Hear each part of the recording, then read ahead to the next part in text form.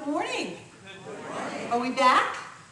If you want more of that, come after the luncheon or take him home with you via electronic media and CDs. Happy New Year. Happy New Year. Yeah, it's going to be a good year. It's going to be a great year. You know, 2013 was a good year, but I'm glad it's over. I'm glad it's over. And I'm looking forward to the days that come together to have something new and bold and bright in my life. And I encourage you to come along with me. Today's topic is increased life. And part of that has to do with my class that's starting tomorrow night. I was looking at the curriculum before John and I went to the beach, and I was startled. And I went, oh, this is the class. This is the class that I love. Oh my God, that's Morgan, and then, Julie, you're back from Ecuador? Did you move back home? Oh my God, welcome home. Holy moly. Okay, welcome back home. Wilma, is there anybody else here? But you guys have been gone for years and years, and look at you. I'm so glad you're home. Yeah, but I still want the stage lights down just a tiny bit. So I'm looking at this class going, this is the class that I love. I'm so excited and I'm so grateful because, you know, going through the holidays, it's kind of nice to have something that's smooth and a little bit easy, and I know it and it's really good. This is the class that we move into claiming our good, knowing the prosperity and the health and the wholeness that is ours right now. And it's very interesting because it's called developing a healing consciousness. And sometimes people don't understand the balance that if you want to have a healing consciousness, you have to have your stuff together. You've got to have it together inside of you to be able to have that energy to give out. We just built, how many wells did we build? 13? We built 13 wells in Cambodia. We built 13 wells in Cambodia because we have it together personally and we can give that. So we go, I want to sit on a mountaintop and chant the Om, and I want to be a healing presence for all around me. Well, to do that, we have to heal inside of ourselves, which means we have to be mindful of the things that are unresolved within us. We have to be mindful of our unhealed past, and we have to heal it. You can't help anybody else and heal their unhealed past if you don't heal your own. It's not going to happen. Did you ever go to a therapist and they were talking about certain things, but the energy just wasn't quite there? They'd read it in a book, but they hadn't walked down that path themselves? It doesn't work. In order for you to reach out a helping hand to someone else, you have to have been able to reach out a helping hand to yourself. And you have to be able to go through that. So this is the class that we look at the things that are still up for us. You know, they say if it's not one thing, it's your mother. So let's look at that.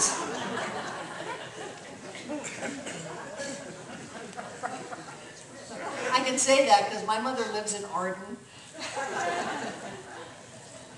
And just because she came up, let's know together that she is in absolute perfect health and wholeness and held in the arms of love as she steps forward in her life for as long as she wants to step forward.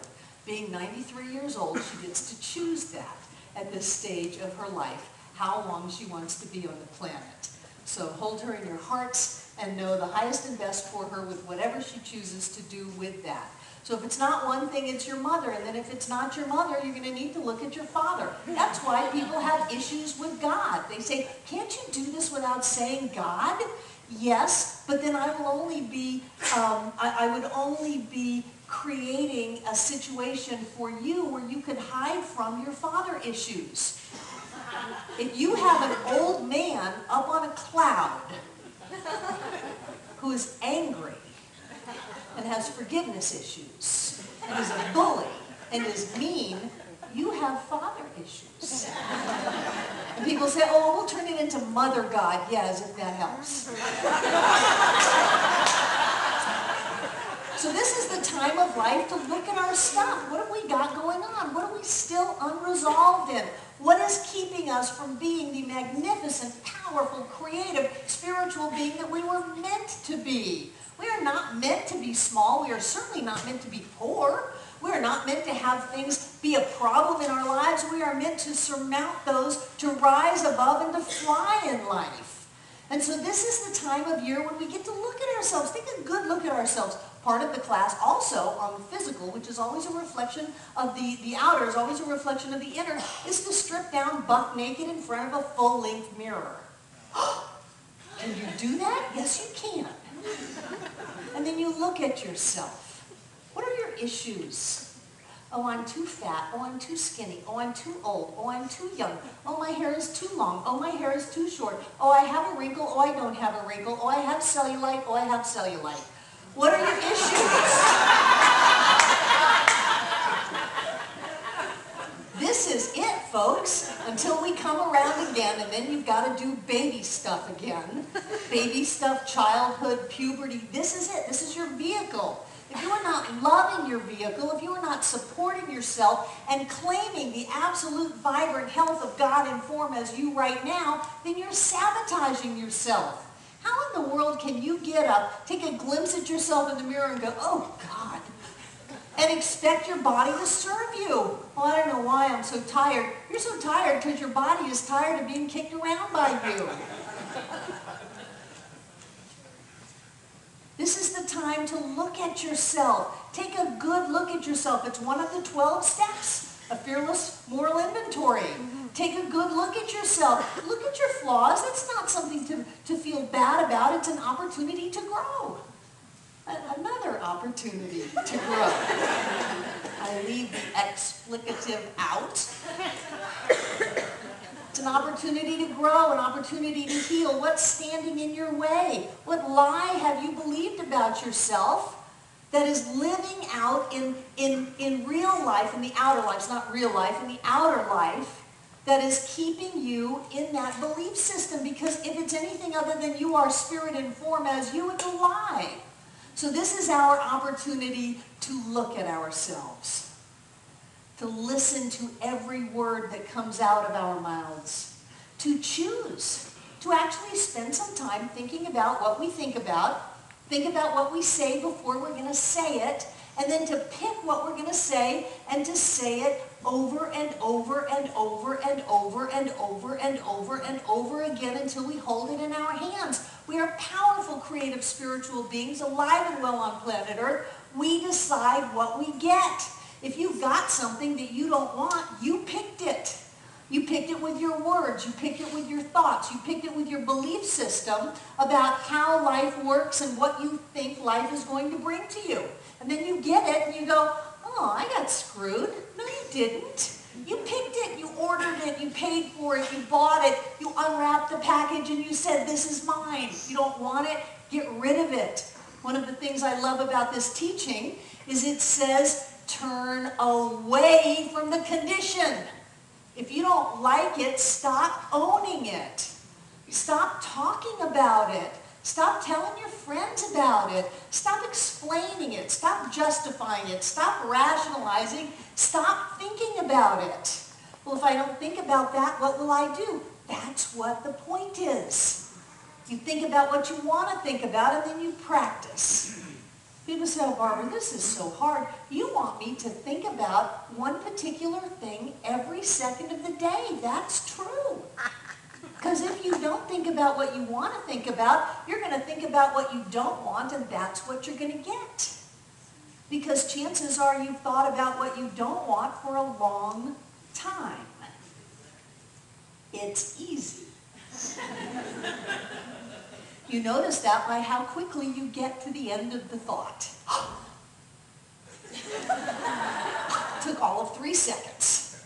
Whereas I know that only that which is from my highest and best comes into my life. There's a blessing in here somewhere. Only good can come from this, and I'm going to stay with it until I get there. Now that takes more than 3 seconds. And sometimes you've got to practice that because it's 2 or 3 hours later before you remember to think that. And so we practice. We practice and practice and practice. Thinking about what we want to think about, saying what we want to experience in life, and then opening up to the idea that this is real. They say we're schizophrenic, and I think we are. Because we can look at something and go, you are not real. I know what's real. You may be in my face, and you may be in my life, but I know what's real, and I'm going to stay there until it shows up in physical form. And people go, you're nuts. How are you? Yeah. Wonderful, I'm feeling wonderful. And then sooner or later you feel wonderful. But I know, excuse me, I'm spitting. I know that the person who says I'm feeling wonderful will feel wonderful faster than the person who goes, oh, I just feel terrible, it's so awful. It's not awful. So, for those who are worried about germs, if you catch something, don't fight it. Let it be okay to let it go. Let it be okay to have your body do whatever it needs to do. Don't add to your troubles by making yourself wrong. Oh, I'm such a failure. I got the flu. I'm feeling so bad. I had that conversation with Becca this morning. Last night I had a conversation with Sandy, who said, I can't sing. That's all right, Becca will be here. Then this morning I had a conversation with Becca. I can't sing because she's going, I can hardly talk. And she said, I feel so bad. I said, don't feel bad. This is just life. This is just part of the process. Perhaps you're letting go of some old, unhealed crud, literally, in your body, and you're letting it go. If you catch something, let it go. Don't beat yourself up in the meantime. Sometimes people can use this teaching because Barbara is so strict and says, I want you to think about what you're thinking about every second of every hour of every day. I want you to listen to what you say so you only speak that which is the truth of you. And then when that doesn't happen, they can make themselves wrong and they can beat themselves up and say, I'm just a terrible metaphysician. I'm just an awful spiritual being. I got sick. No. There's some value in that. Stay with this, that there's some value in that. You know, sometimes when people experience physical illness, they get to do things that they don't get to do when they're not sick. You get to be petted a little bit. Maybe somebody makes you a little soup. Maybe you get to stay home, stay in bed, snuggle up. Enjoy it. You did it. Nobody gave you the germ. You went out and found it. You brought it in. You cultivated it in a petri dish called your physical body. Enjoy it. It's okay. And then let it go. So that your experience may be an hour, maybe a day. Somebody else is having it drag out to 3 months. Just let it go. Let it be okay. Ride this wave of establishing a healing consciousness. And the way that you establish a healing consciousness, you develop a healing consciousness, is by having it together inside of you. So if something comes up, look at it, heal it, and let it go. This is the time of life. This is the time of year that we balance the prosperity class by focusing on creating money. Everybody take a deep breath. Let it out. Did you know you can create money out of thin air? You don't really create it out of thin air. It's right there. It's right there going, look at me, look at me, look at me. I have millions of dollars for you. Look at me, look at me. All you have to do is grab it. But the way that you grab it is by thinking the thoughts, speaking the words, and taking the action so that you have that which you want to have in life. Some people say, this is just too much work, doing all these affirmations, doing these treatments, holding my mind steady and clear on a bunch of money. That's why I don't have any money, because it's just too much work. And I know, because I used to do that not having any money is a lot of work. Being poor is a lot of work. Having money is easier. It's happier. It's more joyous. And you may put some effort in the beginning to get the money, but then you have the money. It's worth the effort. Some people say, Barbara, I don't want to have any effort. And I go, well, great, keep your life. Keep your life. You don't want to make any changes on the inside. You won't get any changes on the outside. Keep your life. My teachings are guaranteed. If you don't like them, you can have your old life back. My teachings are guaranteed. I guarantee you that if you listen to what you say and think about what you're going to think about and then think about it, you will change the conditions in your life. And if it doesn't look the way you thought it would, so what? There's an amazing, powerful, creative, spiritual being in you that can transform any circumstance into this wonderful experience. How many of you were at the firewalk a couple of days ago? Yes, it was amazing. Just throw out some words. One word per person. Throw it out in the room. Transformation. Transformation. Exciting. Exciting. Awesome. Awesome. Hot. Hot. And cold. Joyous. I'll tell you what, the fire was not always hot Wednesday. Christy's laughing. Those of you who were there, firewalk is when you take about half a quart of cherry wood, build a fire with it, set some intention in it, cover it with kerosene, light it, and then the firewalkers walk away. And usually that wood then begins to just burn. And it burns and burns and burns for about an hour and a half, and people come back, we rake it out, walk on it, and there's just much healing going on. This year it was different. This year it was different because we built the fire, poured the kerosene on it, lit it, and while the kerosene was burning, the flames were really high, and everybody went, whoa! And then they went back in with John inside. Christy and I are out at the fire, and as soon as the kerosene stopped burning, the fire went, whoa! Christy looked at me and said, is this wood seasoned? And I said, obviously not. There was much smoke. There were some few embers. And Christy and I found ourselves down on our knees about 3 inches away from a couple of little hot spots on the fire.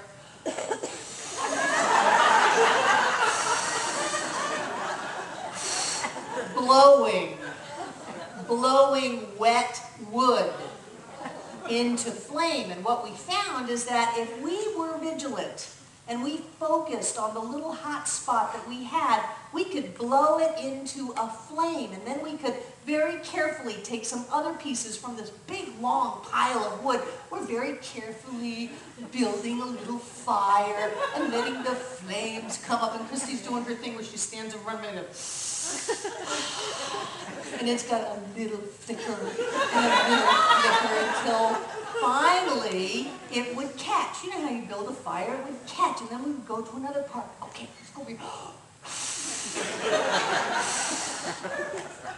By the time the people came out, the entire mass of wood was ablaze. Very hot, very big fire, because we took the little thing that we had that was working and we blew life into it and we cared for it until it came into what we wanted was a big giant fire. Sometimes you don't get to dump kerosene on things in your life, light it, and walk away, and the lottery is won. Sometimes you've got to blow life into something and care for it so that you heal inside of yourself, and then you can bring that to the outside.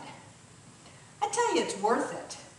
It is worth it. If you have one little spark of something, well, my whole body hurts except for my elbow. Great, let's start working on your elbow. Let's start blessing it. Let's start praising it. Let's start knowing the divine presence of Spirit manifest in every cell. And I don't care what the doctor said. I don't care what the picture is. I don't care what the diagnosis is. There is only health and wholeness in you, and you can blow it to life. We were talking to August. August got snowed out of her return trip.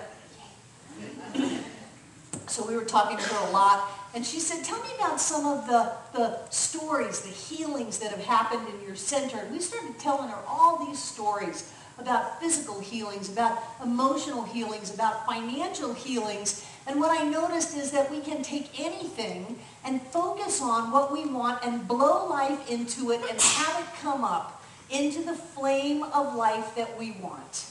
Doesn't matter what it is. And so at this time of year, I encourage you to think about what you want to have in 2014. Don't set intentions and what are they called? Resolutions. Don't set resolutions. Imagine it into being. Be willing to blow your breath of life, your energy, your form into that and have it come to life. What is it that Ernest said? Inspiration without application is hallucination. This is about the application. Not to beat yourself up, but to look at yourself fearlessly and say, how do I want to be? How do I want to see myself? What kind of a life do I want to have? Personally, I want to have a life where I am physically healthy, where I am surrounded by people who love and support me, where I am at the top of my game, I am successful, and I am rich. Do you want that kind of a life? Yes. Excellent, excellent. Do you want that kind of a life? Yes. Of course you do. One of the things that we do in class at this time of year, balancing the summer prosperity class, is our increased income program, which includes perfect health, perfect wealth, and perfect happiness. And in that doing, we repeat that affirmation at least 100 times a day. We do it over and over and over again. And maybe some of you who have memorized it remember it, and some of you who don't, just take a deep breath and close your eyes. Because what I know is that I, Barbara, know that God is the source of all supply and that money is God in action. I know that my good is here now.